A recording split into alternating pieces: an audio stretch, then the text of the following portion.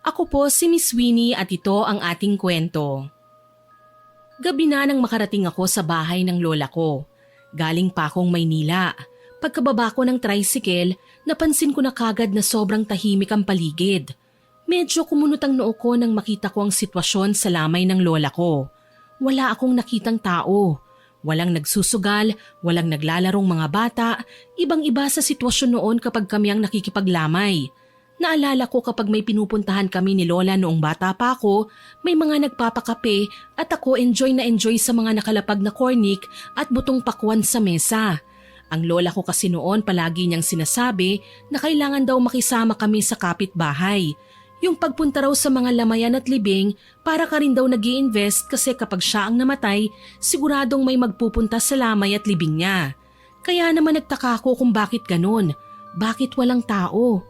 Naglakad ako palapit sa pinto at nang buksan ko ito nakita ko na kagad ang kabaong ni Lola. Mas nalungkot ako sa nakita ko kasi wala man lang akong nakitang bulaklak sa tabi niya. Ang naroon lang ay ang nagbabantay na kasambahay niya na si Aling Miling. Hindi ko masyadong kilalang matanda. Nakita ko lang siya at nakakausap sa cellphone kapag tumatawag ako kay Lola. Si Aling Miling ayon sa kwento ng lola ko, nakita niya lang na palaboy sa bayan. Naawa raw siya kaya pinagtrabaho na lang niya sa bahay kapalit ng dati naming katulong na si Sanya. Aling Miling, ano pong nangyari dito? Nasaan ang mga tao? Ay ma'am, nandito na po pala kayo. Tara po dito, lapitan niyo po muna ang lola niyo bago po tayo mag-usap. Lumapit ako sa kabaong ni Lola. Nang makadungaw na ako sa salamin, nakita ko siya, para lang siyang natutulog. Maganda pa rin siya at maaliwalas ang kanyang muka. Doon na ako bumigay, hindi ko na mapigilan ng mapaiyak. Lola, bakit? Bakit niyo po ako iniwan kaagad? Akala ko ba hihintayin niyo akong ma-promote sa firm? Di ba sabi niyo magbabakasyon po tayo sa ibang bansa kapag maluwag na ako? Pinunasan ko ang mga luha ko, pero parang ayaw tumigil ng pag-agos nito. Sobrang sakit makita na iniwan na niya ako. Si Lola lang talaga kasi ang natitira kong kasama at kasangga sa buhay. Wala na akong ibang kamag-anak kundi siya. Si Mama lang kasi ang anak ni Lola eh. Pero maaga niya kaming iniwan dahil na-aksidente sila ni Papa noong bata pa ako. Nang medyo kumalma na ang emosyon ko, hinarap ko si Aling Miling. Pinaupo niya ako sa upuan at siya naman ay kumuha ng isa pa at saka tumabi sa akin. Wala po bang nagpupunta rito? Yung mga kaibigan niya, di pa po ba siya dinadalaw? Hindi pa po. Mula nang maiayos ang burol dito kahapon, wala ni isang tao na nagpunta rito. Ako lang po, Ma'am Elena. Bakit? Anong nangyari? Di ba marami ang nagmamahal sa lola ko? Marami siyang natulungan. Yung mga dating estudyante niya, ni isa wala pang sumisilip? Wala po. Hindi ko po maintindihan. Alam ng buong barangay na namatay si Lola, hindi ba? Si Kapitan ba at yung mga inaanak ni Lola sa kasal wala rin? Walang nakikiramay? Nakakainsulto naman ho ito. Ano po kasi, ayaw po talaga nilang pumunta kasi... Hindi na ituloy ng matandang babae ang sasabihin niya. Napayuko siya at hindi nakatingin sa akin ng diretsyo. Ano yun, Aling Miling? Diretsuhin niyo na po ako. Anong dahilan? Bakit? Bakit walang nakikiramay sa pagkamatay ng lola ko? Walang pupunta rito. Bakit nga? Huwag kang magalit, ma'am. Ang totoo po niyan, takot lang ang tao sa lola mo.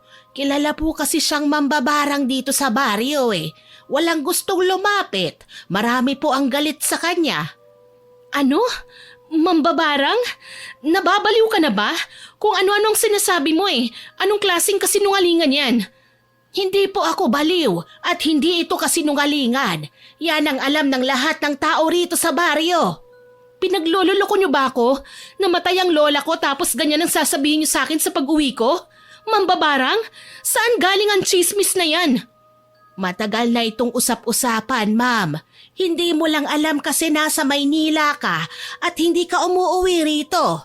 Tapos naglilihim din po ang lola niyo sa inyo. Ayaw niyang malaman mo ang tungkol dito. Pero ma'am, yan po talaga ang tawag ng mga tao dito sa lola mo. Mambabarang. Hindi totoo yan. Mabuting tao ang lola ko. Paano nila nasabi yan? Palasimba si Lola at palagi rin siyang tumutulong sa mga nangangailangan. Nagdo-donate siya sa simbahan. Nagpapakain siya ng mga bata sa kalsada. Paano naging mambabarang ang taong ganyan? Medyo napakamot sa ulo ang matanda. Alam kong hindi siya komportable sa napakarami kong tanong. Pero hindi ako tumigil. Kailangan kong malaman ang punot dulo ng paninirang puri sa aking lola. Hindi ako papayag na sa huling sandali niya ay kamuhian siya ng mga tao dahil sa maling akala.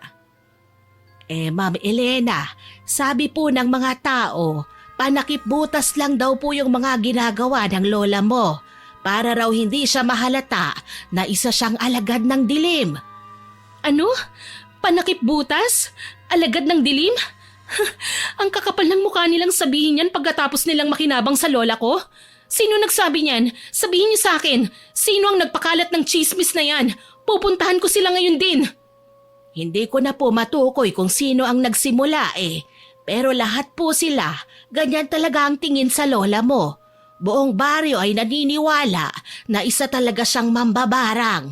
Sa katunayan, ma'am, kapag nga po may namamatay rito, siya yung pinagbibintangan. Lalo na po yung namatay na kaduda-duda ang naging pagkamatay.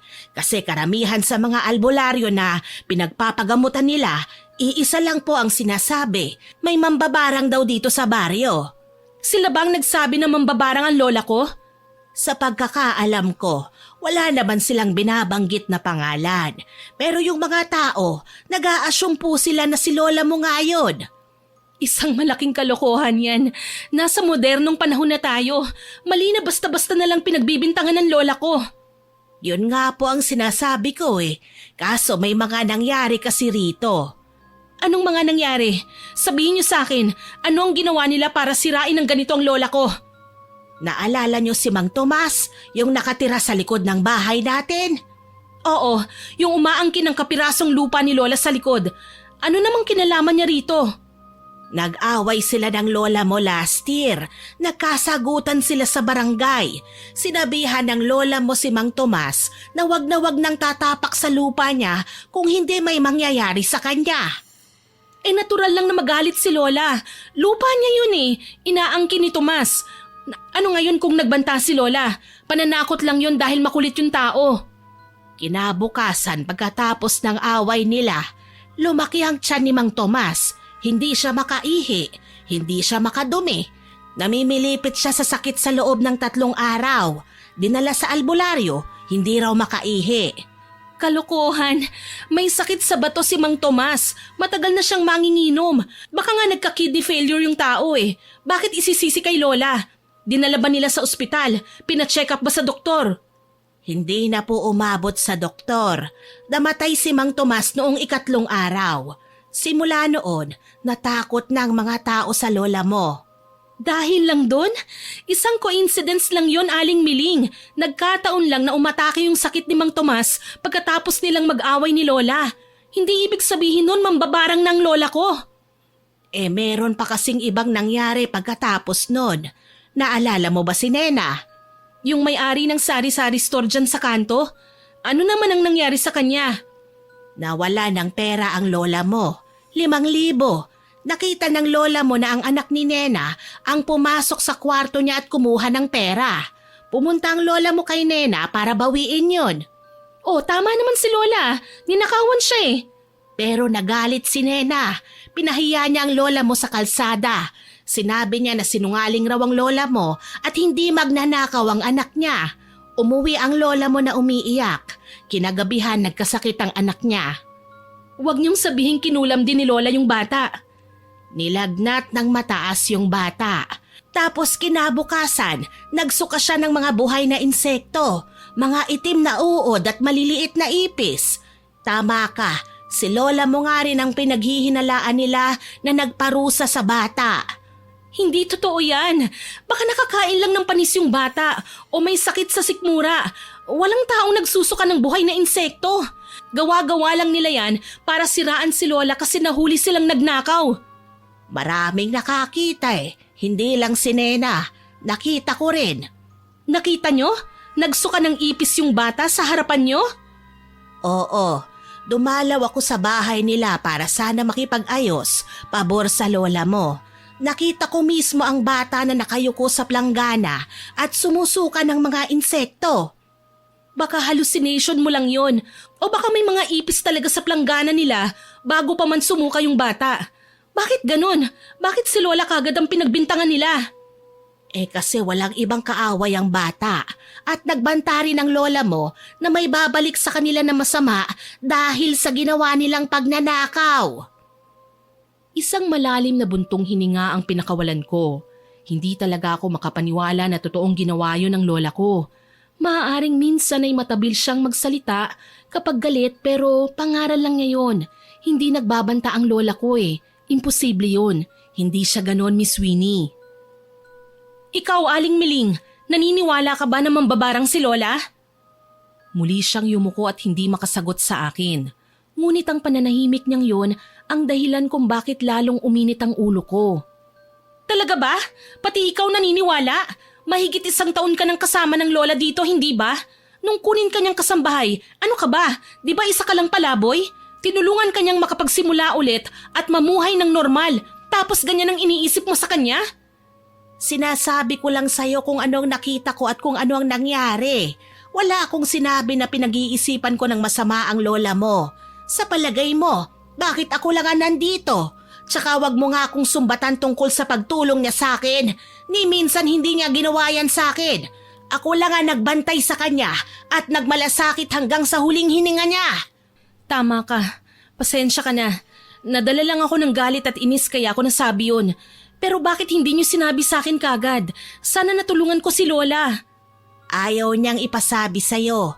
Ayaw niyang maistorbo ka sa trabaho mo. Nang marinig ko ang sinabi ni Aling Miling, para akong sinaksak. Muli akong napatingin sa malamig na bangkay ni Lola. Napakagatlabi ako. Pilit na pinipigilan ng muli kong pag-iyak. Pero hindi ko kaya. Tuluyan na namang bumagsak ang mga luha ko, mas masakit at mas matindi kesa kanina. Bakit naman ganon, Lola? Kahit kailan talaga. Sarili mo ang huli mong iniisip eh. Dapat sinabi mo to sa akin para na ipagtanggol kita. Naturingang abogado ang apo mo pero hindi ko nagawang ipagtanggol ka sa mga naninira sa'yo. Tumayo ako at muling humawak sa gilid ng kabaong. Pero dahil sa tindi ng emosyon ko, naramdaman ko ang biglang panghihina ng mga tuhod ko. Napaupo ako sa sahig. Naisip ko kung gaano ako napakawalang kwentang apo. Habang nagpapakapagod ako sa kakatanggol sa mga kliyente ko sa Maynila, ang sarili ko palang lola ay mag-isang hinaharap ang pangungutya ng buong baryo.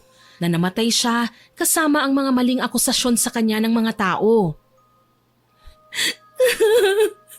Ang daya-daya mo, Lola. Sana nandun ako. Sana naipagtanggol kita sa kanila. Sana hindi ka mag-isa. Tahan na po, ma'am. Wala na po tayong magagawa sa nangyari. Ang mahalaga, nandito ka na. Hindi, Aling Miling. Hindi ako papayag na ganito na lang. Namatay siyang masama ang tingin ng mga tao sa kanya. Hindi siya mambabarang. Alam nating dalawa yan. Tumingin ako kay Aling Miling. Doon ko naisip na hindi sapat na umiyak lang ako. Kailangan kong kumilos para kay Lola. Lilinisin ko ang pangalan niya. Gagawin ko ang lahat. Kahit ihabla ko ang buong baryo na ito, lumabas lang ang katotohanan na malinis ang lola ko. Wag na. Ayaw ng lola mo ng ganyan. Ayaw niya ng gulo. Tanggapin na lang natin ang sitwasyon. Kaya naman nating ilibing ang lola mo kahit tayo lang dalawa. Hindi pwede. Hindi ako makakapayag na ilibing si Lola na ganito na lang ang tingin sa kanya ng buong baryo. Hindi tama na ang huling alaala nila kay Lola ay isa siyang mambabarang. Hindi, ma'am. Pabayaan mo na sila. Patay na ang lola mo. Hayaan mo na siyang mamahinga ng tahimik. Pero ako, buhay pa ako. Ako ang galit. Ako ang nakakaramdam ng sakit. Apo niya ako eh. Hindi ko hahayaan na ganyan. Paano kung pag-alis ko rito? Sa tindi ng galit sa kanya ng mga tao, baka babuyin nila ang puntod ng lola ko. Kaya kailangan kong linisin ang pangalan niya. Anong gagawin mo? Sabi mo idedemanda mo sila? Anong maikakaso mo sa mga tao rito? Maraming kaso, Aling Miling. Hindi porke probinsya ito, wala ng batas. Pwede ko silang kasuhan ng defamation o slander. Yung pagpapakalat nila ng malisyosong kwento na mambabarang si Lola. Paninirang puri yun eh. Humanda silang lahat. Pwede po ba yon? Maski patay na ang lola mo? Bakit naman hindi? May narinig po kasi ko sa palengke na kapag wala na ang tao, wala na rin pong kaso. Mali sila. Bilang abogado, itatama ko yan. Ang mga kaso na sinabi ay pwede pa rin isampa kahit patay ng biktima kung ang layunin ng naninira ay dungisan ng alaala ng yumao at magdulot ng kahihiyan sa mga naiwang pamilya. Pero mas matindi ang ikakaso ko sa kanila kung mapapatunayan ko na dahil sa paninirang puri nila kaya namatay ang lola ko. Pwede silang managot sa mga damages dahil sa pagkayurak nila ng dangal ng lola ko at sa perwisyong dulot nito sa akin. Ay, sige kung yan ang desisyon mo, ma'am, gawin mo. Pero paalala lang, baka lalo lang silang magalit. Hayaan mo silang magalit. Galit din ako. Bukas na bukas, magrereklamo ako sa barangay. Kakausapin ko si Kapitan. Siya ang unang dapat magpaliwanag kung bakit hinayaan niyang maging ganito ang trato sa lola ko. Matapos kong sabihin yun ay tumahimik na ako. Ganon din si Aling Miling. Sinabihan ko ang matanda na magpahinga na at ako na lang muna ang bahalang magbantay kay Lola magdamag. Kinabukasan maaga akong naghanda. Nagbihis ako ng maganda at disenteng damit. Bahala ko kasing pumunta sa barangay hall para formal na magreklamo. Matapos magbihis, lumabas na ako ng kwarto at dumiretso sa kusina. Nakita ko ron si Aling Miling. Tila nagulat pa siya nang makita niya akong biglang sumulpot. Ay, good morning, Ma'am Elena. Naku, mabuti at gising na kayo. Heto uminom na muna kayo ng kape bago kayo magpunta ng barangay hall. 8:00 pa naman ang bukas nun. Makakapaghanda pa ako ng agahan mo bago ka umalis. Wag na ho kayong magluto ng agahan ko. Hindi po ako nagbe-breakfast eh. Kape na lang ho. O sige, maupo ka na dyan at magtitimpla ako. Naupo ako sa pagkainan at tumingin sa labas ng bintana. Nakailang buntong hininga ko habang nagmamasid sa labas. Medyo mabigat kasi ang pakiramdam ko. Nag-aalala ako dahil hindi ako sanay sa komprontasyon sa labas ng husgado. Pero kailangan kong gawin ito eh. Hindi ako pwedeng maging mahina. Maya-maya, inilapag na ni Aling Miling ang tasa ng kape sa harap ko. Salamat ho. Nang tignan ko siya para tanggapin ang kape, napansin ko ang mukha niya. Nakita ko siyang ngumisi. Aling Miling, may problema po ba? Parang maganda ata ang gising niyo ah. Nawala agad ang ngiti niya at umiwas ng tingin sa akin. Kinuha niya ang basahan at nagsimulang magpunas ng lababo kahit malinis naman. Wala naman, Ma'am Elena. Natutuwa lang kasi ko kasi desidido kayong ipaglaban ng lola nyo. Bihira na kasi ang ganyang apo. Hindi ako naniwala sa sagot niya. May kakaiba sa kilos niya eh. Parang masigla siya na ewan. Nagpatuloy ako sa pag-inom ng kape habang pinagmamasdan siya. Akala ko ba natatakot kayo? Sabi niyo kagabi baka mapahamak ako kapag kinalaban ko ang mga tao rito. Bakit parang ngayon excited na kayo? Hindi naman sa ganon, ma'am. Siyempre, abogado kayo. Sino ba naman ang hindi matutuwa na may lalaban na sa mga mapang-aping tao rito sa baryo? Sige na, ubusin mo na yan para maaga kang makapunta sa barangay hall. Ilang sandali pa ay natapos ko ng inumin ang aking kape. Naglakad na lang ako papunta sa plaza. Pagdating ko sa barangay hall, napansin ko ang ilang tao sa labas na biglang tumahimik at nag-iwas ng tingin nang makita ko. Dire-diretso akong pumasok sa opisina ni Kapitan. Pero sa halip na si Kapitan, isang babaeng mukhang abala sa pag-aayos ng kuko ang bumungad sa akin. Nakaupo ito sa table ng Kapitan na akala mo nagfi-feeling na siya ang nasa katungkulan. Good morning, nasan si Kapitan? Gusto ko siyang makausap. Nang umangat ang tingin niya sa akin, agad kong napansin ang pagtaas ng kanyang kilay at ang mabilis na pagnguya niya ng bubble gum. Ay, wala pa si Kapitan Attorney. Kagabi pa umalis eh. Nasa Baguio may seminar ang lahat ng mga kapitan dito sa bayan natin. Bali 3 o 5 araw silang nandun. 5 araw? Ganun katagal? Paano yan? Kailangan ko siyang makausap. Pwede mo bang ibigay sa akin ang contact number niya? Bakit? Ano bang kailangan mo kay Kapitan? Tatanungin ko lang sana kung bakit hinayaan niyang kumalat ang chismis sa baryo tungkol sa lola ko. Bakit hinayaan ng barangay na maging ganito ang trato sa kanya? Ni walang pumupunta sa burol eh. Ano bang nirereklamo mo, attorney? Wala naman kaming magagawa kung ayaw pumunta ng mga tao sa inyo eh. Hindi naman namin pwedeng pilitin ng mga residente na makipaglamay. Hindi lang ito tungkol sa pakikiramay, Janet. I'm here to file a formal complaint. Gusto kong ipatawag ang lahat ng mga taong nagpapakalat na mambabarang ang lola ko. Simulan natin sa mga nakatira sa paligid ng bahay namin. Biglang humalakhak si Janet. Hindi lang basta tawa, kundi yung tawang ng uuyam. Magrereklamo ka? Attorney, baka mapahiya ka lang. Bakit ka magkakaso? Totoo naman ang sinasabi ng mga tao. Hindi lang naman ito chismis. Marami ang nakasaksi sa galing ng lola mo. Talagang mambabarang siya. Marami siyang napinsala dito sa baryo, kaya natural lang na matakot ang mga tao rito. Uminit ang mukha ko nang marinig ko yun. Bilang abogada, sanay akong kontrolin ang emosyon ko. Pero nang marinig ko ang ganong salita mula sa isang opisyal ng barangay, sobra na. Excuse me? Ulitin mo nga yung sinabi mo? Ang sabi ko, totoo naman ang sinasabi nila Mambabarang ang lola mo. Mabuti nga namatay na siya Sige, dahil ikaw ang unang naglakas loob na sabihin yan sa harap ko, ikaw ang una kong kakasuhan. I'll make sure na ikaw ang unang makakatanggap ng supina. At bilang empleyado ng gobyerno, idadamay ko ang administrative complaint para matanggal ka sa trabaho mo dahil sa misconduct at kawalan ng ethics. Biglang natigilan si Janet. Namula ng husto ang mukha niya at hindi na makapagsalita. Nawala yung angas niya Nakatitig na lang siya sa akin.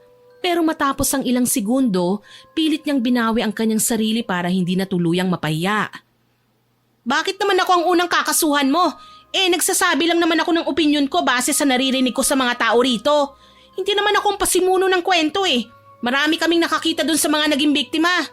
Opinyon ko lang yon at karapatan ko yon. Hindi ako chismosa, attorney. Kung galit ka, puntahan mo isa-isa yung mga nagpapakalat talaga. Huwag akong pag-initan mo. Opinyon? Alam mo ba na dapat bago ka magbigay ng opinyon, bumasi ka sa katotohanan, hindi sa haka-haka. At dahil nasabi mo sa akin ang opinyon mo, pananagutan mo yan. Ang pagpapasa-pasa ng maling impormasyon ay bahagi ng krimen. Huwag mong gamiting palusot ang opinyon mo lang yan. Dahil sa batas, paninirang puri pa rin ang tawag dyan. Tinalikuran ko na siya bago siya makahirit ulit.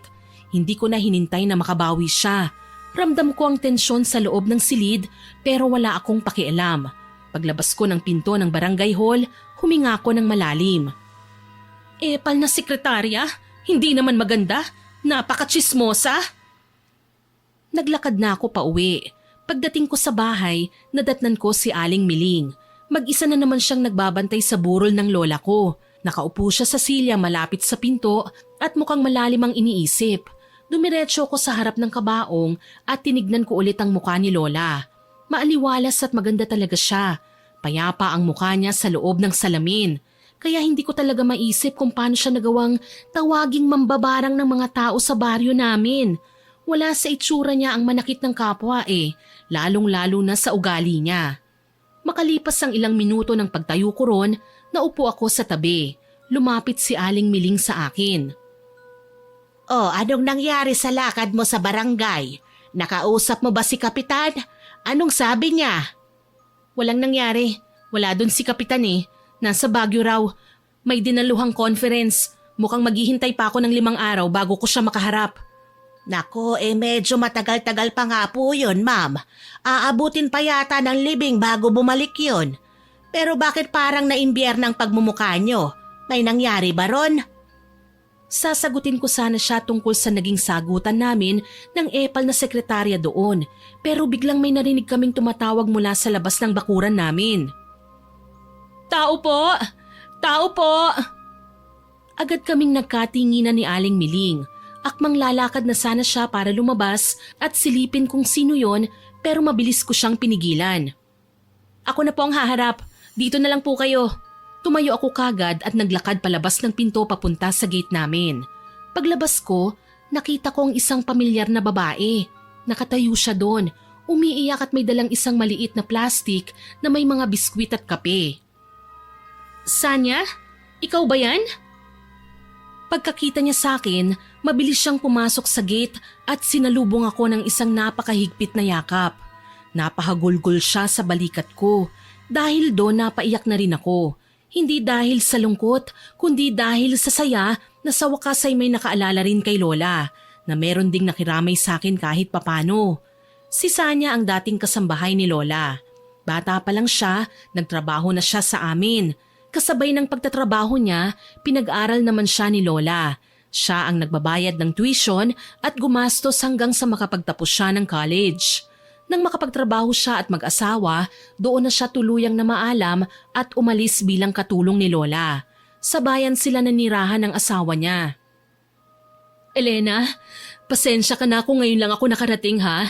Nabalitaan ko lang kanina kay Tita Carmen ang nangyari kay Lola noong nagkita kami sa palengke. Anong nangyari kay Lola? Bakit biglaan naman yata? Humiwalay ako sa pagkakayakap at pinunasan ko ang mga luha ko. Inakay ko siya papasok sa loob ng bahay. Halika, doon tayo sa loob. Doon tayo mag-usap. Pagkapasok namin sa sala, agad na naglakad si Sanya palapit sa kabaong. Umiyak siya ng malakas nang makita niya ang lola ko. Hinagod ko ang likod niya habang patuloy siya sa pag-iyak. Matapos ang ilang minutong pag-iyak, naupo kami sa sofa. Kumuha si Aling Miling ng isang basong tubig at iniabot kay Sanya. Salamat po. Nang iwan kami ng matanda, ay tsaka naman kami nag-usap na dalawa. Anong ikinamatay ni Lola? Sabi ni Aling Miling nilagnat daw siya ng ilang araw eh. Tapos ayun, nakita lang niya na hindi na bumangon. Sabi niya baka daw inatake sa puso. Atake sa puso? Wala namang sakit sa puso si Lola. Malakas siyang matanda, tsaka disiplinado sa pagkain. Paano siya nagkaroon ng sakit sa puso? Sinugod ba siya sa ospital? Hindi, patay na siya nung natagpuan. Kawawa naman si Lola. Pero teka, bakit ang tahimik naman ang lamay ni Lola? Nasaan ang mga tao? Maaga pa ba kaya ako konti lang ang mga tao? Bakit parang wala akong nakikitang naglalaro ng baraha? Walang pupunta, Sanya. Kagabi pa walang tao eh. Kami lang ni Aling Miling ang nandito simula nang maiuwi si Lola galing sa punerarya. Anong walang pupunta? Bakit? Takot kasi sila eh. Takot? Bakit naman sila matatakot kay Lola? Napakabait niyang matanda. Takot sila kasi mambabarang daw siya. Ano? Mambabarang? Saan nila napulot ang kalokohang yan? Hinaan mong boses mo, ano ka ba, nakakahiya? Walang nakakahiya doon, Elena. Ang nakakahiya ay yung ugali ng mga tao rito. 2 taon lang akong nawala tapos ganyan ang ginawa nila kay Lola?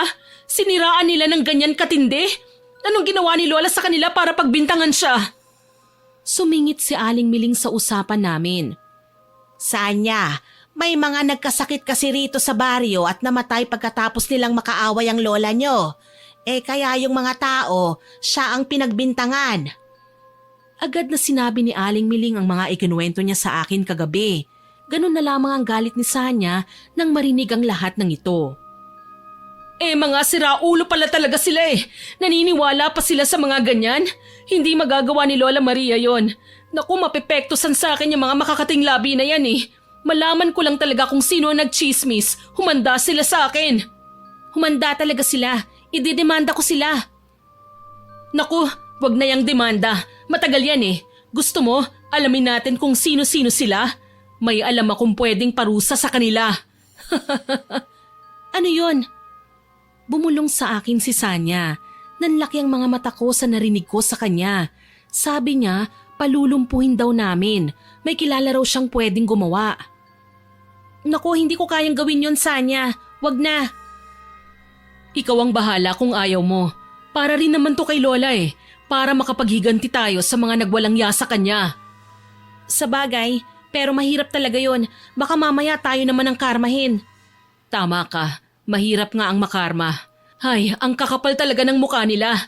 Yang si Aling Nena na yan, nang wala silang makain kay Lola sila tumakbo para mangutang na madalas di naman binabayaran. Tapos ngayon tatawagin nilang mambabarang? Mga walang utang na loob, mga bastos! Lumapit ulit si Sanya kay Lola at hinawakan ng salamin ng kabaong. Lola, hindi ako papayag na ganito ang gawin nila sa'yo. Elena, tutulungan kita. Abogada ka. Alam mo kung paano natin sila lalabanan.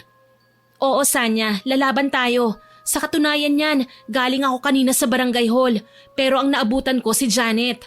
Alam mo bang pinamukha niya sa akin na totoo raw ang chismis? Ayun, tinakot ko nga nakakasuhan ko siya. Talaga? Si Janet? Aba, at talagang mahadera pa rin yung babaeng yun ah. Humanda sa akin yan. Kakausapin ko talaga siya. Kaya bait-bait ng matanda eh. Hindi niya talaga deserve to. Kaya nga eh. Salamat Sanya ha. Maraming salamat. Bakit naman? Kasi pumunta ka at hindi ka naniwala sa chismis. Pinunasan na ni Sanya ang natitirang luha sa pisngi niya gamit ang panyo niya. Tapos tsaka siya napatitig sa akin. Oo nga pala Elena, dumalaw na ba rito si nanay at tatay? Sigurado akong nabigla rin sila sa nangyari. Lagi pa namang nagbibigay ng bigas at gulay si Lola sa kanila dati kapag kapos sila. Hindi pa Sanya, wala pa akong nakikitang kahit sinong kamag-anak mo simula nang dumating ako kagabi. Wala talagang pumupunta rito, maski isa. Naku, wag mo nang asahan ang mga magulang mo. Nanguna nga sila na nagpapakalat din ng chismis dito sa baryo eh. Na kaya daw pala yumaman ng matanda, dahil gumagamit siya ng itim na mahika. Ano? Pati sila nanay? Ganun ang tingin kay Lola? Naku, humanda sila sa akin. Humanda talaga sila. Mga walang utang na loob. Dali-dali siyang tumayo. Inayos niya ang kanyang bag sa kanyang balikat. Elena, uuwi na muna ako ha.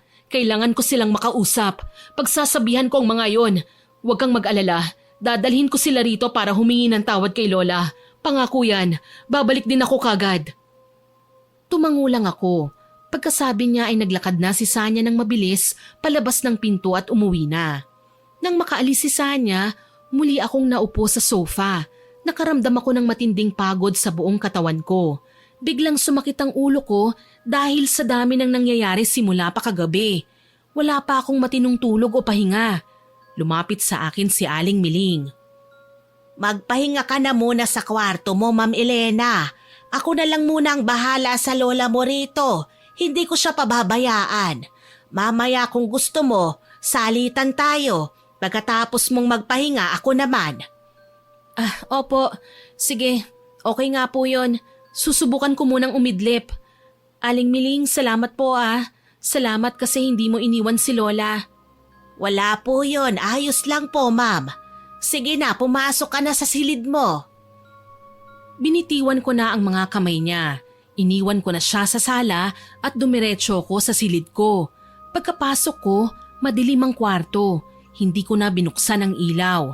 Gusto ko lang talagang ipikit ang mga mata ko eh. Humiga ako kagad sa kama. Nakaramdam ako ng ginhawa nang lumapat ang likod ko sa malambot na kutsyon. Ipinikit ko ang mga mata ko at huminga ng malalim. Pero lumipas lang ang ilang sandali, may naramdaman akong kakaiba.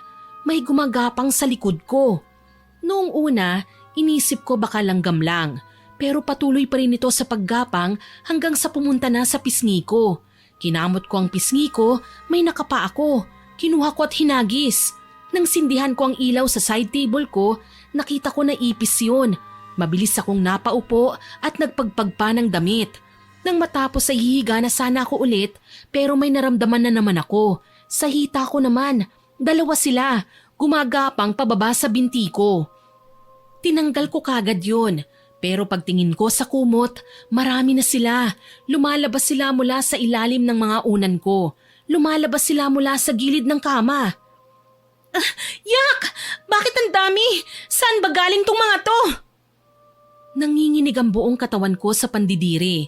Nagsimula na akong magpanik. Tumayo ako kagad. Pero nang tumapak ako sa sahig, naramdaman ko na may naapakan akong mga insekto sa ilalim ng paa ko. Napatingin ako sa baba. Punong-puno ng ipis ang buong sahig. Gumagapang sila sa mga paa ko. Umaakyat sila sa damit ko. At hindi lang yun, parami pa sila ng parami. Gumagapang na rin sila sa braso ko. Ramdam ko ang mabalahibong binti nila sa mukha ko. Pilit ko silang pinagpag pero napakarami talaga nila. Kinakagat na nila ang balat ko. Hindi ko na makayanan ng takot at pandidiri. Napasigaw ako ng napakalakas. Tulong! Aling Miling! Tulungan niyo ako! Ang daming ipis! Sumigaw ako ng sumigaw habang patuloy kong tinatapik ang buong katawan ko. Tapos ay biglang nandilim ang aking paningin. Wala na akong maalala pagkatapos nun. Ma'am Elena! Ma'am Elena! Bigla akong napamulat ng aking mga mata. Napansin kong nakahiga na ulit ako sa kama.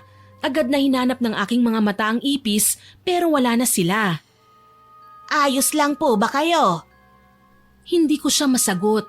Nalilito kasi ko At dahil sa kalituhan ko, hinawakan ko ang muka ko. Basang-basa ng pawis ang noo ko. Aling Miling, nilinis mo ba ang kwartong ito? Opo naman. Palagi ko itong inuunang linisin Yun kasi ang bilin ng lola mo. Panatilihing malinis ang kwarto ng kanyang apo. Sigurado kayo? Bakit ang daming ipis? Po, ano pong ipis? Wala naman po At saka tulog na tulog ka kanina nang puntahan kita rito sa kwarto mo. Naku, baka nananaginip ka siguro. Panaginip?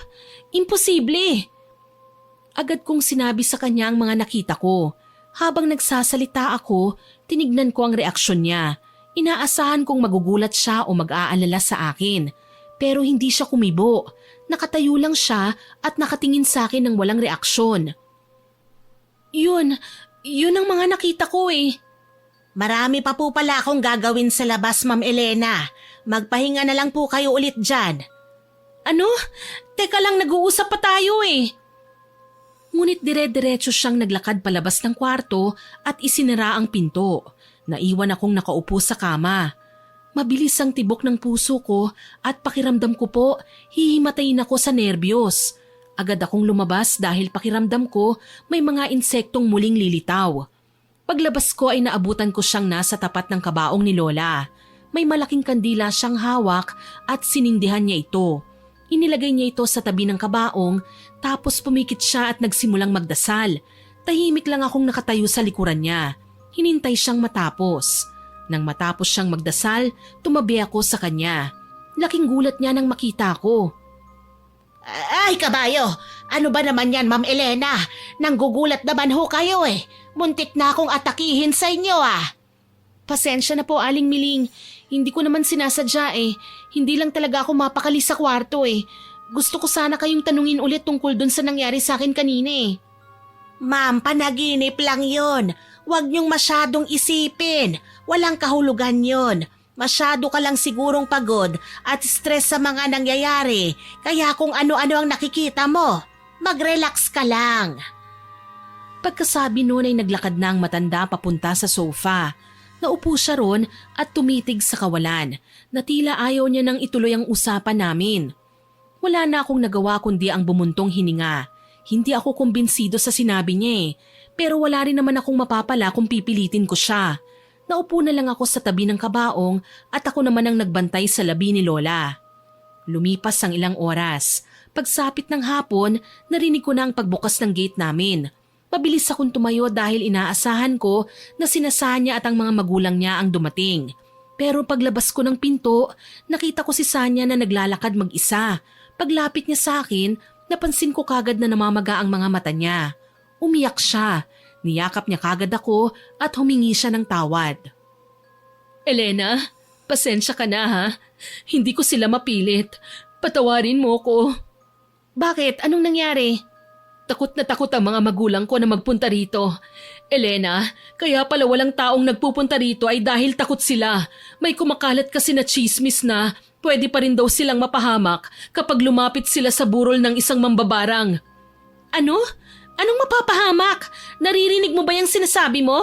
Ang OA Teka lang, hindi mo kasi naiintindihan Ang sabi nila, dahil hindi na ipasa ang mutya bago malagutan ng hininga si Lola, naggagala daw yun ngayon dito sa bahay ninyo at naghahanap ng bagong katawan na matitirhan.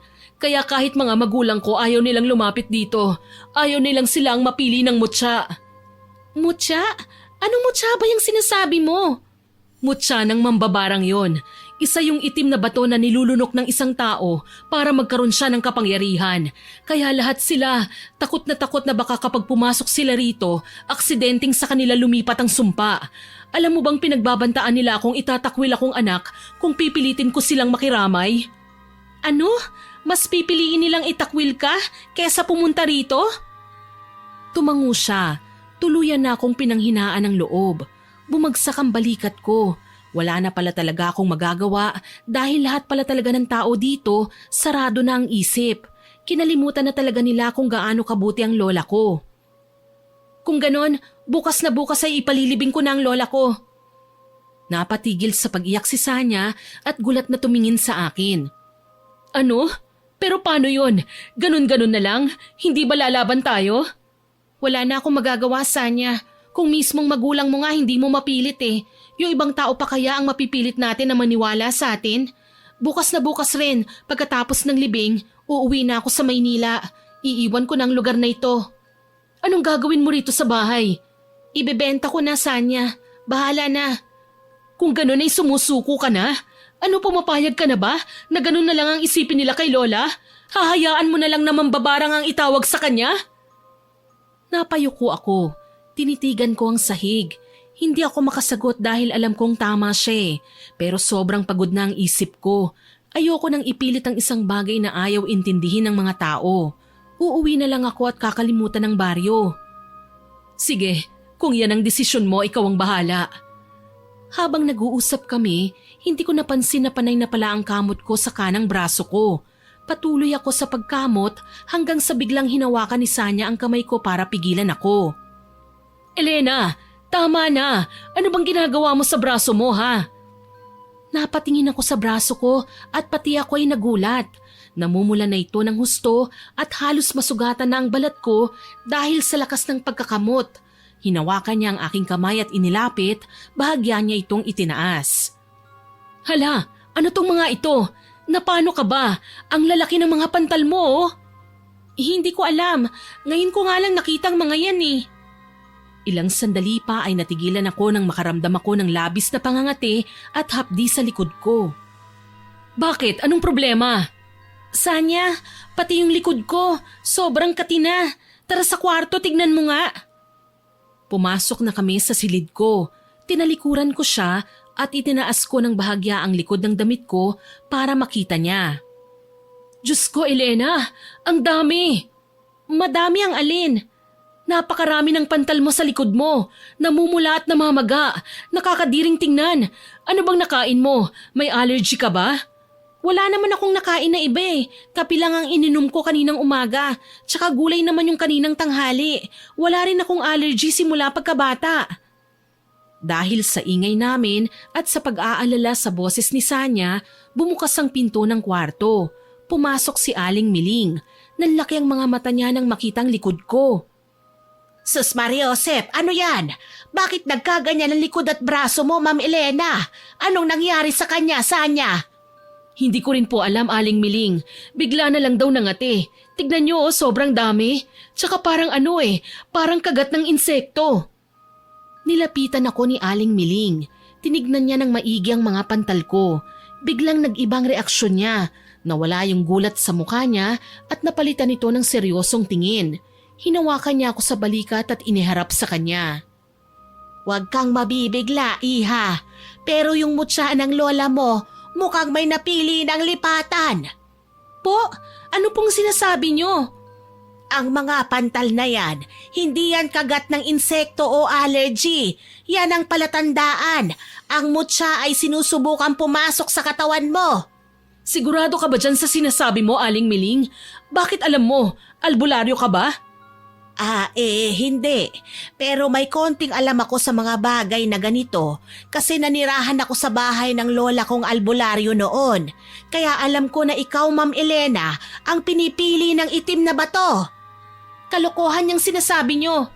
Hindi ako nanloloko. Hindi ba't ikaw lang naman ang natitirang kamag-anak ng lola mo? Ikaw lang ang nag-iisang kadugo. Kaya posible na ikaw lang talaga ang piliin ng mutya. Tumigil nga ho kayo. Walang lilipat na mutya sa akin dahil hindi mambabarang ang lola ko. Alam kong hindi ka naniniwala, pero ito po ang tatandaan ninyo. Kung hindi mo tatanggapin ang pagiging mambabarang, mamamatay ka sa sakit. Uubusin ng mutya ang katawan mo mula sa loob hanggang sa bumigay ka. Mamamatay ka ng dahan-dahan. Natigilan ako sa kinatatayuan ko. Tinignan ko si Aling Miling at ang seryoso niyang muka. Tinignan ko rin si Sanya na mukhang naniniwala na sa sinasabi ng matanda. pero pilit akong umiling. Hindi totoo yan. Allergy lang ito. O kaya baka totoo ngang may kumagat sa aking ipis kanina kaya nagkaganito tong balat ko. Huwag nyo na pong labanan ang hindi nyo naiintindihan. Nakita mo ng mga ipis kanina. Alam mo ba ang kahulugan ng panaginip na yon? Ibig sabihin, ikaw na talaga ang binabantayan ng mutya. Manahimik ka! Uulitin ko sa'yo, hindi mambabarang ang lola ko! Mabilis kong binaba ang damit ko at naglakad palabas ng kwarto. Naiwan yung dalawa sa loob. Kumuha ko ng malamig na tubig sa kusina para pakalmahin ang sarili ko. Hinding-hindi ako magpapadala sa mga pamahiin nila. May medikal na paliwanag ang nangyayari sa akin at siguradong gagaling din ako kagad. Samantala, kinagabihan, habang pinag-uusapan namin ni Sanya ang tungkol sa pagpapalibing kay Lola, biglang sumagi sa isip ko yung nangyari sa akin kanina. Agad akong nagpaalam kay Sanya kasi parang may nagdidikta sa isip ko na may mali talaga. Pumasok ako sa kwarto at agad kong nilakito. Sinindihan ko rin ang lahat ng ilaw. Sinuri kong maigi ang kama ko. Doon ko napansin sa ilalim ng unan at sa gilid ng bedsheet may nakita akong brown na pulbos. Kumurot ako ng konti at saka ko inamoy. Nadikit ko ito sa ilong ko at kaagad humapdi ang balat ko nang madikitan nito. Lipa? Bakit may pinulbos na dahon ng lipa dito sa kama ko? Naalala ko nung bata pa ako, pinagbawalan ako ni Lola na lumapit sa halamang lipa sa likod bahay dahil makatiraw ito. At mas lalong pinagbabawalan niya akong lumapit sa pinagsisigaan niya ng mga dahon dahil mas matindi raw ang kate kung yun mismong pulbos ang maidampi sa balat. Doon ko napagtanto na may naglagay nito sa kama ko. Dahil doon ay agad kong pinaghinalaan si Aling Miling na siya lang ang may kagagawa nito. Siya lang naman ang may access sa kwartong ito bukod sa akin eh. Siya lang yung pumasok nung natutulog ako. Dahil doon, napatanong ako sa aking sarili. Anong balak mo sa akin, Aling Miling? Kinaumagahan, nagpanggap ako na walang nangyari. Paglabas ko ng kwarto, nadatnan ko si Aling Miling sa kusina na nag-aayos ng mga bayong. Oh, Ma'am Elena, gising na pala kayo. Mamamalengke po muna ako sa bayan, ha? Bibili ako ng mga kailangan natin para sa tanghalian at para na rin po sa iahanda natin para sa libing ng lola mo. Ay sige po, pero sandali lang po. Dagdagan niyo ho ang ipapamalengke niyo. Inabutan ko siya ng 20,000 piso. Nanlaki ang mga mata niya nang makita ang pera. Ma'am, ang dami naman po nito. Ano pong bibilhin ko? Bahala ka na. Basta bumili ka ng maraming pwedeng ihanda. Pwedeng pangpansit tsaka mga rekado. Mamaya magpapahanap ako ng kakatayin na baboy. Hindi ko ho maintindihan. Bakit ang dami naman po yata? Sigurado namang walang makikipaglibing. Meron yan. Sigurado akong buong baryo ang makikipaglibing sa lola ko. Sige na ho, lumakad na kayo para hindi kayo tanghaliin. Mag-iingat po kayo ha. Hindi na sumagot si Aling Miling. Diretso na siyang lumabas ng bahay hanggang sa makalabas na siya ng aming gate. Narinig kong may humintong tricycle sa tapat kaya alam kong nakaalis na siya. Hoy, ano yon? Ako ang naguguluhan na sa'yo eh. Matapos mong bawiin yung sinabi mo kagabi na ililibing na natin si Lola ngayong umaga, ngayon naman nagpabili ka ng panghanda. Anong meron? Huwag ka nang magtanong. Halika, may gagawin tayo sa silid ni Aling Miling. Hala, bakit? Anong gagawin natin doon? May ginagawang kalokohan ng matandang yon. Alam mo bang may mga nakita akong pulbos ng dahon ng lipa sa ilalim ng unan ko at sa gilid ng kama? Talaga? Loko-loko nga. Kaya pala naman talat na ngati ka dahil sa kalokohan ng matandang yon. Kaya nga eh. Halika tara, sasamahan kita sa kwarto ng gurang na yon. Nakalak, paano tayo papasok? Tumitig ako kay Sanya, sabay ngisi. Siya naman ay napatulala sa akin. Mukhang nakalimutan mo yata na expert ako pagdating sa mga kandado ah. Oo nga pala, nung tumatakas tayo kay Lola noon, alam na alam mo kung paano buksan yung kandado sa gate at saka sa pinto. Akalain mo yun? May mabuti rin palang maidudulot ang pagiging pasaway mo noon, Elena. Huwag ka nang masyadong maingay, baka bumangon si Lola at kutusan tayong dalawa. Hinugot ko ang isang itim na hairpin mula sa buhok ko. Pinilipit ko ang dulo nito hanggang sa dumiretso ang bakal. Sigurado ka ba dyan? Kaya ba talagang buksan ng maliit na ipit na yan ng ganyang kalaking padlock? Oo naman, manood ka lang at matuto. Isiningit ko ang manipis na bakal sa loob ng kandado. Ipinikit ko ang mga mata ko para mas maramdaman ko ang manipis na bakal sa loob ng lock. Kinapa ko ito tsaka ko dahan-dahang itinulak pataas. Bilis-bilisan mo naman. Kinakabahan ako eh. Paano kung biglang dumating ang matandang yon? Mahuhuli tayo rito. Kalma ka lang. Marami siyang bibilhin. 20 mil nga yung binigay ko sa kanya, hindi ba? Tsaka huwag kang malikot at maingay. Kailangan kong mag-focus. Muli kong iginalaw ang hairpin sa loob. May narinig kaming isang mahinang tunog. Iginalaw ko ang bakal pataas at pinaikot ng konti. Makalipas ang ilang segundo, bumukas na ang padlock. Napangangasisa niya at nanlaki ang mga mata sa tuwa. Ang galing! Bumukas nga! Walang kupas ang pagiging pasaway mo, Elena. Sabi ko sa'yo ako pa ba? Halika na, pumasok na tayo sa loob bago pa umuwi yung demonyong matanda. Tinanggal ko na ang padlock at inilapag ito sa sahig. Dahan-dahan kong tinulak ang kahoy na pinto. Pumasok na kami sa loob. Saan tayo maghahanap ngayon? Ang daming nakatambak at ang gulo ng gamit niya. Tsaka ano bang hahanapin natin? Hindi ko rin alam Basta kung may makita kang kakaiba, sabihin mo sa akin. Maghanap ka dyan sa ilalim ng kama at ako naman sa aparador. Agad na dumapa si Sanya sa sahig para silipin ang ilalim ng kama. Ako naman dumiretso sa kahoy na aparador. Binuksan ko ito. Puro mga lumang damit at duster ang nakasabit. Kinapkap ko ang mga bulsa ng mga damit pero wala akong nakita. Nang ibaba ko ang tingin sa pinakailalim ng aparador, may nakita ko doon na isang metal box na nakatago sa likod ng mga nakatuping damit. Kinuha ko ito at inilapag sa ibabaw ng kama. Nakalak din ito. Ginamit ko ulit ang hairpin. Pagkabukas ko ng kahon, nanlaki ang mga mata ko. Ano yan? Anong nahanap mo? Lumapit si Sanya sa akin.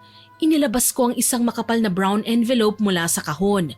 Nang ibuhos ko ang laman nito sa kama, naglaglagan ng napakaraming papeles. Sanya, mga titulo ito ng lupa ni Lola. Tignan mo Ang titulo ng bahay na ito, ang titulo ng sakahan sa kabilang bayan at ang titulo ng bakanting lote sa tabing kalsada. Lahat nandito. Bakit nasa kanya yan? Kinuha ko pang ibang gamit sa loob ng kahon. May 3 bankbook. Binuksan ko ang isa. Passbook ito ni Lola. Tignan mo ang mga petsa sa niya Simula nung nakaraang taon, may mga malalaking withdrawal buwan-buwan. 50,000, 100,000. Ninanakawan niya si Lola? Walang yang matanda yun May isa pa rito. Kinuha ko ang isang puting folder na may selyo ng notaryo. Binasa ko ang nakasulat sa unang pahina. Last Will and Testament. Huling habilin ni Lola? Anong nakasulat dyan? Kanino niya ipinamana ang mga ari-arian? Binasa ko ang nilalaman ng dokumento.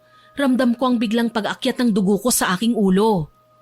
Nakasulat dito na pinapamana raw ni Lola ang bahay na ito, ang lahat ng lupain at ang pera sa bangko para sa kanyang tapat na katiwala na si Miling. Ibinibigay niya ang lahat kay Aling Miling. Ano? Imposible yan. Hindi gagawin ni Lola yan. Bakit niya ibibigay sa katiwala ang lahat? Buhay ka pa naman. Ikaw ang apo niya. Peke ito, Sanya. Tinignan ko ang pirma ni Lola sa huling pahina. Hindi ganito ang pirma ni Lola. Aba, makapal naman pala talaga ang apog ng matandang yon. Hayop siya. Sandali lang Maghanap pa tayo. May hinala ako na may iba pang tinatago ang matandang yon. Huwag lang sanang magkatotoo ang hinala ko. Ano bang hinala mo? Basta, may isa pang kahon dito sa ilalim. Teka lang hihilahin ko. Ang baho! Lumapit ako para tignan ang laman ng kahon. May nakita akong nakatuping dyaryo. Yun ang una kong dinampot. Nang buksan ko, nakita kong may kulay brown na pulbos ito. Ito yun, Sanya. Ito yung pulbos na nakita ko sa kama ko. Siya nga ang may kagagawan kung bakit naman talat na ngati ang balat ko. Kung ganon, may hinahabing kwento ang matanda. Di ba sabi niya, ikaw ang napili ng mutya na paglilipatan? Ibig sabihin, hindi totoo yun. Pinapalabas niya na sintomas yun ng paglipat pero hindi pala. Anong balak niya, Elena? Hindi na ako sumagot. Bagkus, tinignan ko pang ibang laman ng kahon. Dahan-dahan kong inilabas ang mga nakapatong na papel. Ilang sandali pa, may nakita akong maliliit na bote doon na may lamang iba't ibang laman na likido. Kinuha ko ang isa sa mga bote. Sa loob nito ay may nakababad na iba't ibang uri ng insekto, mga alakdan, malalaking gagamba at mga uod na itim. May mga bote rin na puno ng mga pakpak ng ipis. Anong mga ito? Bakit siya may ganito, Sanya? Mga gamit yan ng mambabarang. Ano, sigurado ka ba? Oo naman, aaminin ko. Ngayon pa lang ako nakakita ng mga ganyan pero Elena, mahilig akong magbasa ng mga kwento tungkol sa kababalaghan at napapanood ko rin ito sa mga pelikula kaya sigurado ko gamit ito ng mga mangkukulam o ng mga mambabarang. Hindi ako naniniwala sa mga ganon pero ngayong nakita ko na, malinaw na sa akin ang lahat. Si Aling Miling, siya ang totoong mambabarang, hindi ang lola ko. Pinagmukha niyang halimaw ang lola ko sa harap ng maraming tao para walang lumapit sa amin, para mapag-isa si lola at magawa niyang lahat ng gusto niya. Tuso ang matandang yon. Kaya pala nagsimula ang lahat ng kasiraan kay lola mula nang dumating siya rito. Siya pala ang tunay na may pakana ng lahat ng kamalasang nangyayari sa baryo. Siyang tunay, hayop na matandang yon, sinira niyang magandang reputasyon ng lola ko. Habang kinatatakutan ng mga tao si lola, malaya siyang nakakapagnakaw at nakakapanakit ng hindi pinaghihinalaan. At ngayong wala na si lola, ako naman ang isusunod niya. Yung mga pantal at yung mga ipis, lahat yun psychological warfare para isipin ko na nababaliw na ako o kaya nasasapian na ako ng mutya. Muli kong hinalughog ang loob ng kahon. May nakita kong maliit na kwadernong kulay itim. Pagbukas ko, nabasa ko ang isang listahan ng mga pangalan na nakasulat sa pulang tinta. At hindi lang yon, may guhit na parang binura. Tignan mo, Sanya, oh. Nakalista dito ang pangalan ni Mang Tomas, yung anak ni Aling Nena, si Mang Goryo at marami pang iba. Oo nga ano, grabe, ang dami na pala niyang binarang dito sa baryo. Tignan mo to. Diyos ko, nakasulat sa pinakababang bahagi ang pangalan ni Lola. May guhit na rin ito. Pero ang mas nagbigay ng kilabot sa akin ay ang pangalang nasa pinakadulo na may bilog. Elena, nasa listahan ka. Pangalan mo yung nasa huli. Yung kay Lola may guhit na tulad ng sa iba. Ibig bang sabihin nito, binarang niya si Lola at saka pinatay? Hayop siya! Pinatay niya ang Lola ko! Nagyakapan kami ni Sanya. Kapwa kami umiiyak na. Ramdam ko yung panginginig ng balikat niya pero mas matindi ang panginginig ng buong pagkatao ko. Ang sakit na nararamdaman ko kanina napalitan ng matinding galit. Alis na tayo rito, Elena. Ngayon din, isusumbong natin siya sa pulis. Dalhin natin itong notebook. Hindi, ibang kaso ito, Sanya. At wala pang batas dito sa Pilipinas tungkol sa pagpaparusa sa mga mambabarang. Pagtatawanan lang tayo sa korte. Walang kasong witchcraft sa batas natin. E di sabihin natin ang totoo na nanlason siya ng mga tao gamit ang mga bote na yan. Dalhin natin ang lahat ng ebidensya. Tsaka yung peking last will and testament. Yun, may kaso yun, hindi ba? Tsaka yung ninakaw niyang pera ni Lola? Meron, yung peking last will and testament. Madali kong ipa-invalidate yan, maski tunay pang hawak niya dahil buhay pa ako at ako lang ang legal heir. Pero gusto ko siyang makulong ng matagal. Gusto kong pagbayaran niya ang ginawa niyang pagpapahirap kay Lola at ang panloloko niya sa buong baryo, lalong-lalo na sa pagpatay niya sa ilang mga tao rito. Kakasuhan natin siya, yung tipong hindi siya makakalabas habang buhay. Eh anong gagawin natin ngayon? Pababayaan na lang ba natin siya? Hindi, pero kailangan nating makakuha ng sapat na ebidensya. Malilinis ko ang pangalan ng lola ko bago siya mailibing sa niya. Tama ka. O siya, ayusin na natin ito. Tumango ako bilang pagsang-ayon. Mabilis ang ginawa naming pagkilos ni Sanya. Para kaming mga magnanakaw na nagmamadaling ibalik sa dati ang ayos ng bawat gamit ni Aling Miling. Yung mga bote ha, siguraduhin mong eksakto ang pagkakalagay. Kailangan hindi makatunog ang matandang yun sa atin. Eto na, Elena. Diyos ko, nandidiri talaga ako sa mga ito. Pero sige, para kay Lola kakayanin ko ito. Kinuha ko naman ang mga titulo ng lupa at ang peking last will and testament. Tinitigan ko muna ang peking pirma ni Lola bago ko ito ibinalik ng maingat sa metal box. ipinasok kong muli ito sa loob ng aparador. Nang matapos kami ay dali-dali kaming tumayo. Inilibot ko ang paningin ko sa buong silid. Mukhang okay na, mukhang walang nagbago. Tara na, baka abutan pa niya tayo rito. Mabilis kaming lumabas ng kwarto. Isinara ko ang pinto at ibinalik ang padlock. Naglakad na kami pabalik sa sala kung saan nakaburol si Lola. Tumayo ako sa harap ng kabaong niya. Lola, patawarin niyo po ako kung napabayaan ko kayo. Pero pangako ko sa inyo, bago ko kayo ihatid sa huling hantungan, ilalabas ko ang baho ng matandang yon. Hindi ko hahayaan na mailibing ka na ang tingin sa iyo ay isang masamang tao. Makinig ka sa akin, habang wala pa yung matanda, may ipapagawa ako sa iyo. Kailangan mong pumunta sa bayan ngayon din. Anong gagawin ko doon? Kailangan kong bantayan si Lola. Wala akong oras para maglakwatsa. Ano ka ba? Sinabi ko bang maglalakwatsa ka? Makinig ka sa akin. Delikado ang buhay mo ngayon. Nasa listahan ka. Alam mo naman siguro ang ibig sabihin nun, hindi ba? Heto, isinulat ko ang address ng biyanan ko sa bayan. Puntahan mo si Tatay Lino. Isa siyang albularyo. Humingi ka ng tulong. Pero, wala nang pero-pero. Ang kalaban natin, gumagamit ng isang matinding itim na mahika, kaya kailangan natin ng kakampi na kayang bumangga sa katulad ng matandang yon. Tsaka kailangan mo ng proteksyon. Kaya sige na, puntahan mo na siya at sabihin mo kung anong problema natin. Sa sandaling yun ay natahimik ako. Tinignan ko ang kabaong ni Lola. Pagkatapos, sinulyapan ko pa rin ang pantal sa braso ko. Doon ko naisip na tama nga ang kaibigan ko. Kailangan ko ng proteksyon. Sige, pupunta ako. Bilisan mo na. Ako na munang bahala rito. Mabilis akong lumabas ng bahay at sumakay sa tricycle papuntang bayan. Nagpahatid ako sa biyenan ni Sanya na si Kalino. Pagdating ko sa bahay niya, agad akong pinapasok ng matanda na tila inaasahan na niya ang pagdating ko. Pinaupo niya ako sa sahig na kawayan at agad na naghanda ng isang pinggan na may tubig at isang kandila. Sinindihan niya ang kandila at dahan-dahang pinatakdo ng mga tulo ng nalulusaw na kandila. Kinilabutan ako nang makita kong nabuong imahe. Sabi ni Kalino, mukha daw yun ng isang matandang babae na may nakapalibot na mga itim na anino. Naku, Iha! Sinasabi ko na nga ba? Kargado ka! Kargado? Anong ibig niyong sabihin? Halika, lumapit ka sa akin. Biglang hinawakan ni Kalino ang tiyan ko. Napasinghap ako sa gulat pero hindi ako nakaimik nang bigla akong may naramdaman na isang maliit na bilog sa loob ng tiyan ko. Gumagalaw ito, parang gustong makawala sa higpit ng kamay ng matanda.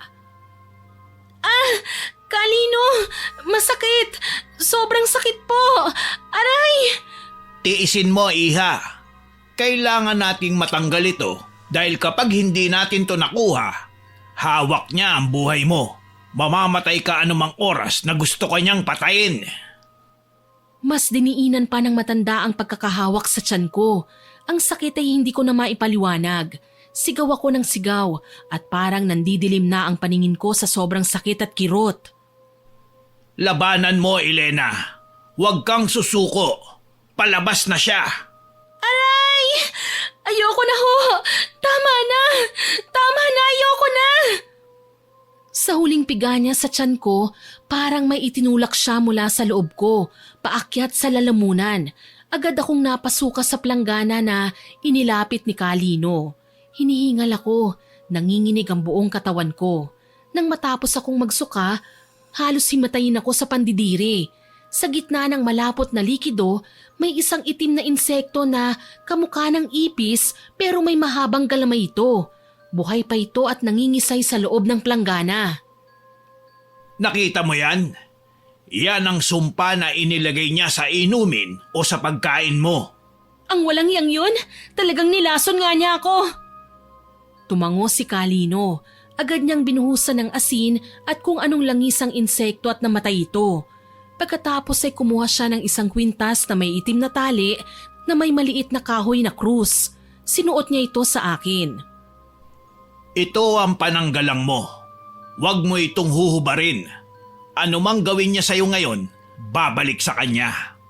Mahina pa siya kumpara sa ibang mambabarang na nakalabang ko na.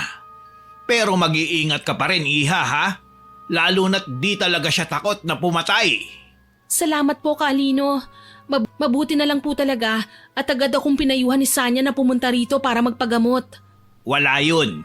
Pero teka, bigyan mo din ng kwintas na palanggalang ang manugang ko para hindi siya magalaw ng mambabarang na yun. Heto, kunin mo. Sige po, ibibigay ko po sa kanya yan. Salamat po ulit. Nang matapos niyang patayin ng insekto sa planggana, gumaan ang pakiramdam ko. Yung pangangati sa braso ko biglang nawala. Nagpaalam na rin ako sa kanya. Sige, Iha. Mag-iingat kayo. Pag kailangan nyo ng tulong, puntahan nyo lang ako rito. Sige ho. Nang makauwi ako mula kina Kalino, nadatnan ko si Sanya sa sala na pabalik-balik sa paglalakad. Agad kong ikinuwento sa kanya ang lahat ng nangyari. Sinabi ko ang paglabas ng insekto mula sa tiyan ko at ang sinabi ng biyenan niya. Agad ko ring binigay sa kanya ang kanyang kwintas. Dahil sa bagong impormasyon, mabilis kaming bumuo ng plano. Gagawa kami ng drama para tuluyang mahulog sa patibong si Aling Miling. Kumuha si Sanya ng makapal na kumot mula sa kwarto ko. Ibinalot niya ito sa katawan ko habang ako'y nakahiga sa sofa. Ipinikit ko ang mga mata ko at inayos ang aking paghiga. Pinagmukha ko talagang nangihina ako. Nagtago agad si Sanya sa likod ng tukador nang marinig namin ang pagbukas ng gate. Pumasok si Aling Miling, bitbit ang mga binili niya sa palengke. Nanlaki ang mga mata niya nang makita akong nakabalot sa kumot. Ma'am Elena, anong nangyari sa inyo? Bakit balot na balot kayo? Nilalagnat po ako eh. Ang sakit ng buong katawan ko. Pati ang tiyan ko. Namimilipit ako sa sobrang sakit. Hindi ko na yata kaya. Kawawa ka naman, ma'am. Tanggapin mo na kasi ang mutya para hindi ka na nito pahirapan. Anong mangyayari kung tatanggapin ko ang mutya? Magiging mambabarang ka, katulad ng lola mo. Hindi, ayoko. Ayokong maging mambabarang Aling Miling. Baka naman may alam kayong gamot dito. Pakiusap, tulungan niyo ako. Wala akong alam, Ma'am Elena eh. Kung meron, di sana nagamot ko na ang lola mo. Pero wala talaga. Wala akong magagawa. Kung ganun katapusan ko na, mamamatay na po ba ako? Paano ang mga pera ko sa bangko? Pati na itong mga lupa at bahay ni Lola. Wala na akong ibang kamag-anak na mapag-iiwanan. Pwede naman po sa akin, Ma'am Elena. Ako na pong bahala sa lahat kung sakali mang may mangyari sa inyo. Pero hindi ko naman po ipinagdarasal na mapahamak po kayo, ha? Yun ay kunwari lang naman. Talaga po, Aling Miling? Tatanggapin ninyo? Kung ganun ay ibibigay ko na lang sa inyo ang lahat kapag may masamang nangyari sa akin. Sige, mabuti pa nga po ay sa akin nyo na lang ibigay. Pangako, aalagaan ko ang mga ari-arian at pera ninyo. Teka, sandali lang ha. May kukunin lang ako sa kwarto ko.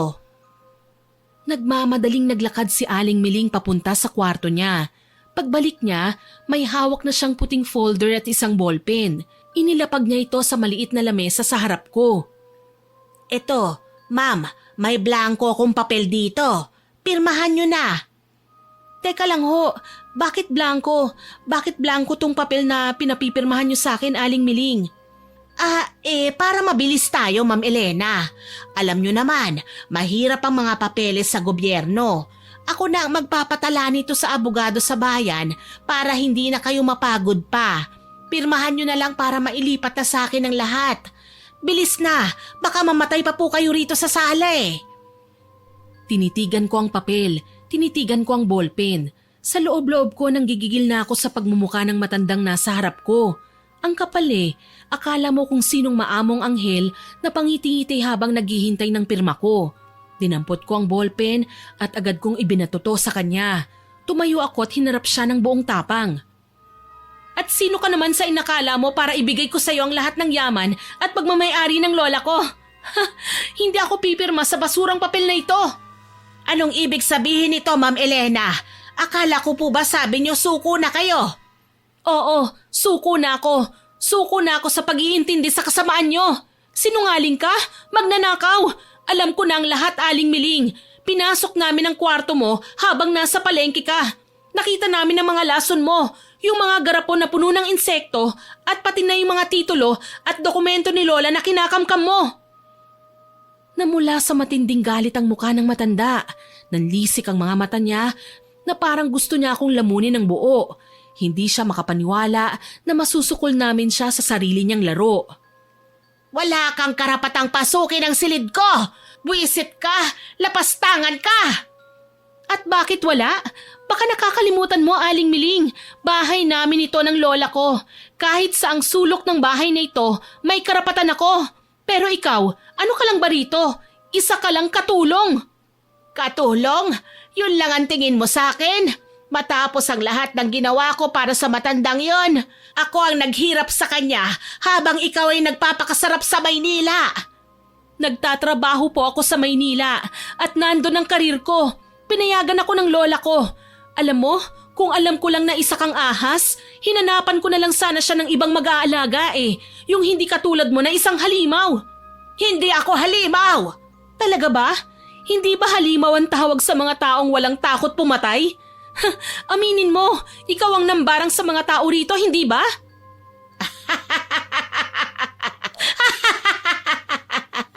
Oo, ako nga. Ako ang mambabarang na kinatatakutan nila. Ako ang pumatay sa mga tao rito. Lahat ng mga nakakasagutan ng lola mo pinapatay ko. Sinadya ko talaga yon para mag-isip ng masama ang mga tao sa kanya. Buwisit eh, ang lola mo sobrang arte. Akala mo kung sinong reyna kung makapag-utos. Hayop ka! Walang hiya ka!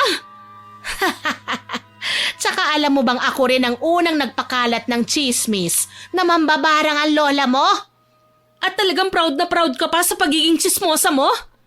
Natural! Tsaka nga pala may gusto kong malaman mo. Alam mo bang ako rin ang pumatay sa lola mo?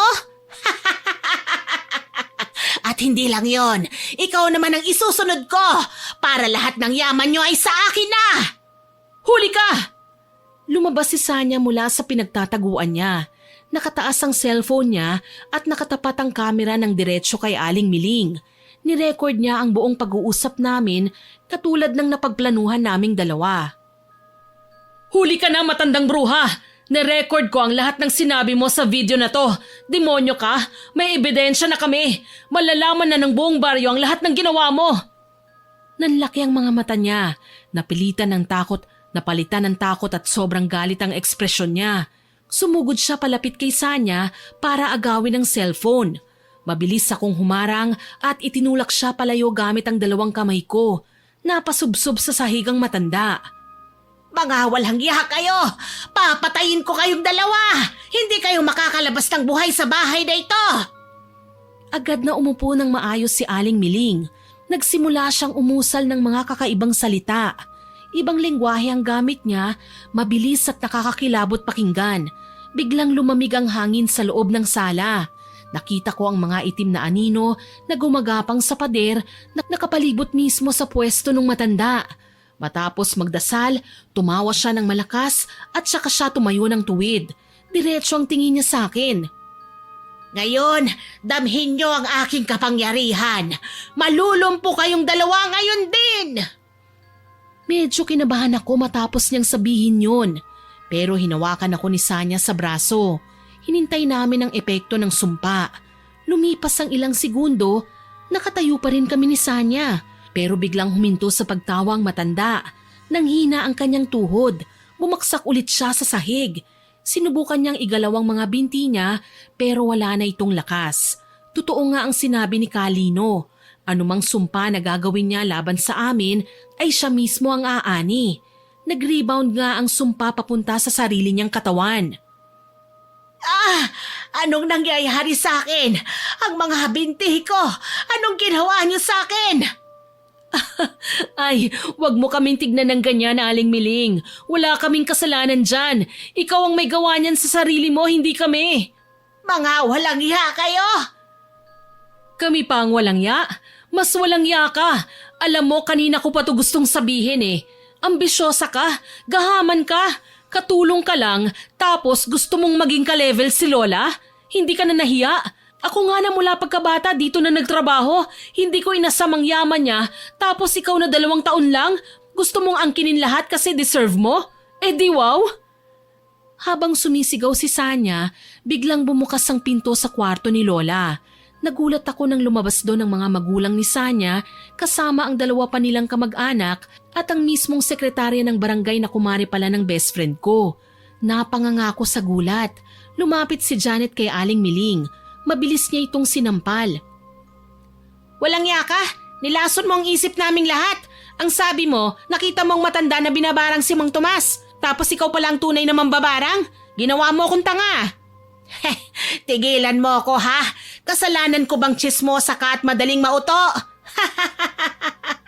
At may lakas loob ka pang tumawa ha? Sige, tignan lang natin kung makatawa ka pa kung ihaharap ka na namin sa taong bayan at sa lahat ng mga taong pinatay mo. Wag niyong gagawin yan. Papatayin nila ako. Takot ka rin palang mamatay? Eh wala na, katapusan mo na, Aling Miling. Wala na, deads ka na mamaya niyan. Tinignan ko si Sanya at nakita ko ang malaking ngiti niya sa labi. Bago pa pala ako makauwi sa bahay namin galing kay Kalino, tinawagan na niya sila at may sarili din pala siyang plano para hulihin ang kawalangyaan ng matandang mambabarang. Nasunod lang ng konti ang plano ko.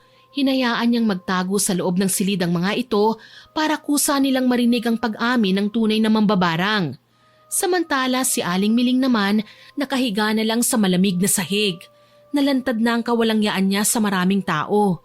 Ngayon, sigurado na akong malilinis na ang pangalan ni Lola bago pa siya tuluyang ihatid sa huling hantungan niya. Akala nyo ba? Akala nyo tapos na to ha? Isasama ko kayo sa hukay! Habang nagsasalita si Aling Miling, pumasok sa bahay namin ang 2 pulis kasama din nila si Sanya at Janet. Hindi na nakapalag ang matanda nang pusasan siya ng mga pulis. Mga hayop kayo! Pakawalan niyo ako! Agad siyang binasahan ng Miranda rights at nang matapos, sinakay na siya sa mobil ng mga pulis. Nang wala na si Aling Miling, hindi ko hinayaan na matapos doon ang lahat. Pinatawag ko ang mga taga-baryo. Sa tulong ni Sanya at ni Janet, agad na nagtipon ng mga tao sa tapat ng bahay namin. Inilabas ko ang mga gamit ni Aling Miling at ipinakita yun sa kanila. Tignan nyo! Ito ang mga gamit ni Aling Miling. Siya ang tunay na mambabarang at hindi ang lola ko. Walang kasalanan sa inyo si Lola. Naging biktima lang siya ng isang gahaman at ambisyosang katulong. Naghari ang katahimikan sa buong paligid. Nakita ko ang pagbabago ng timpla ng kanilang muka. Napuno ito ng pagsisisi at matinding hiya. Humingi sila ng tawad sa akin. Hindi, huwag kayong humingi ng tawad sa akin. Dapat kay Lola, sa kanya kayo nagkasala. Siya yung inakusahan niyo sa maling akala. Narinig ko ang paghingi nila ng tawad at masaya na ako ron. Masaya akong naburako ang mantsa sa pangalan ni Lola at nabago ang tingin ng buong baryo sa kanya. Sa huling gabi ng lamay ni Lola, ang bakura na dati ay iniiwasan at kinatatakutan ay napuno ng tao. Mula sa sala hanggang sa labas ng gate, halos wala nang mahulugan ng karayom. Marami ang nag-alay ng dasal, mga puting bulaklak at mga kwento kung gaano kabait si Lola noong hindi pa siya sinisiraan ni Miling. Bago tuluyang ilibing si Lola kinabukasan, tumayo ako sa harap ng lahat. Salamat po sa pagpunta niyong lahat. Alam ko na naging mahirap ang mga nakaraang buwan para sa ating lahat dahil sa takot. Pero sana ang nangyaring ito kay Lola magsilbing aral sa ating lahat. Ang pinaka nakakatakot na bagay sa mundo ay hindi ang mga mangkukulam o mambabarang. Ang tunay na nakakatakot ay ang kasakiman ng mga tao sa pera at ang bilis nating maniwala sa tsismis kahit ikasira pa ito ng buhay ng iba. Pagkatapos ng libing, inayos ko na ang mga gamit ko. Ibinalik ko ang susi ng bahay kay Sanya at nakiusap ako sa kanya na ihanap niya ako ng isang mabuti at mapagkakatiwalaang katiwala para magbantay at maglinis sa bahay namin habang wala ako. Pumayag naman si Sanya. Samantala, bago ko bumalik ng Maynila, inayos ko muna ang mga kaso. Sa usaping legal, alam kong hindi uubra ang kulam o black magic sa korte. Bilang abogada, kailangan dumaan ang lahat sa butas ng karayom ng ebidensya. Pero hindi ko hinayaang makalusot ang matandang yun. Kinasuhan ko siya ng falsification of documents at qualified theft dahil sa mga peking titulo at ninakaw na bankbook ni Lola. Attempted murder sa pagtatangka niyang lasunin ako at ang paglalagay ng mga foreign objects sa inumin ko at grave threats sa mga pagbabantang binitiwan niya sa harap ng maraming saksi. Pero ang hiling ng lahat ng mga namatayan, bigyan ko rin daw ng hustisya ang mga napatay niya na kaanak nila. Dahil sa nakuha namin ng mga bote na may lamang insekto na may halo na matatapang na kemikal, nag-file ako ng mga kasong murder. Ginamit naman ang listahan sa kwaderno niya bilang intent to kill at premeditation. Patong-patong ang naging kaso niya. Sa edad niyang yon, alam kong hindi na siya makakalabas ng kulungan habang buhay. Yun ang pinakamagandang hustisya na maibibigay ko, hindi lang para kay Lola, kundi para sa bawat pamilyang sinira niya ang buhay. Habang nakasakay ako sa bus pabalik ng Maynila, napatingin ako sa labas ng bintana. Magaan ang loob ko, malinis na ang pangalan ni Lola at sa wakas, makakapagpahinga na siya ng payapa. Sana po ay nagustuhan niyo ang binahagi kong kwento. Pero bago ko po tapusin ito, gusto ko munang mag-shoutout sa mga masusugid nating listeners. Shoutout po kay Catalina Magpantay, kay Echel from Batangas, kay Avril Paredes, kay Jocelyn Kai at sa mother po niyang si Alicia Espinosa Parangat. Happy listening po sa inyo. Shoutout din po kay Marife Ramos, kay Jessie Miralles, kina Belinda, Mickey at Julie, kay Mercy Villapando at sa mga staff po ng Butika Cagayan Valley Pharmacy. Hello po sa inyo dyan and happy listening. Hello din po kay Marisa Belda, kay Assorted Love Hurts KSA, kay Petronila Balyelos, kay Cherry May Libiran, kay Suno, kay Janaya Dagison at sa Dagison family, kay Ma'am Belen Malbas, kay Roberto Krimen. Shoutout din po kay Alfreda Alano, kay Elizabeth Dunca, kay Jace Maurice, kay Lola Feli, kay Celestina Sigwa, kay George Ativo at kay Richelle Ana na unang nag-comment po sa upload natin na mapaghinala na asawa. Salamat po sa pakikinig. Hello din po kay Sir Lance MBB, kay Chef M at sa mga staff ng Amira Boxes Handicrafts, kay Rosemary Casonete, kay Dana Bihag at kay Ate Maylin Lihat from Misamis Occidental. Maraming salamat po sa lahat ng nakinig at nagkomento. Abangan niyo pa po sana ang mga susunod kong upload ha at huwag kalilimutang mag-subscribe, like, share and comment sa story natin. Para po mabilis niyong makita kung may bago tayong upload, pindutin niyo lang po ang notification bell para lagi kayong updated. Aasahan ko pa rin po ang inyong suporta ha.